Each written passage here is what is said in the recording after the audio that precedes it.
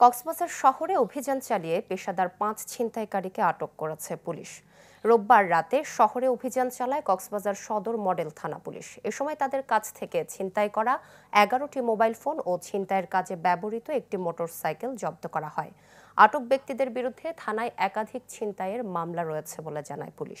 এছাড়া সম্প্রতি শহরের সাংস্কৃতিক কেন্দ্র এলাকায় এক পর্যটককে ছুরিকাঘাত করে ছিনতাইয়ের ঘটনায়ও তাদের জড়িত থাকার প্রমাণ মিলেছে।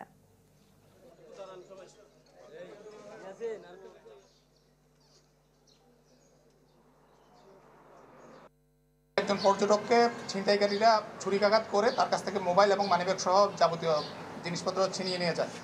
পরবর্তীতে আমরা তাকে ধরার জন্য অভিযান শুরু করি এবং আমাদের সদর থানা পুলিশ সহ বেশ কয়েকটি টিম আমরা একসঙ্গে কাজ শুরু করি। পরবর্তীতে আমরা একে একে শহরের বিভিন্ন জায়গা থেকে আমরা ৫ জন ছিনতাইকারীকে গ্রেপ্তার করি এবং তাদের ছিনতাইয়ের কাজে ব্যবহৃত একটি মোটরসাইকেল সহ বিভিন্ন জায়গা থেকে ছিনতাই হওয়া ১১টি মোবাইল আমরা উদ্ধার করি।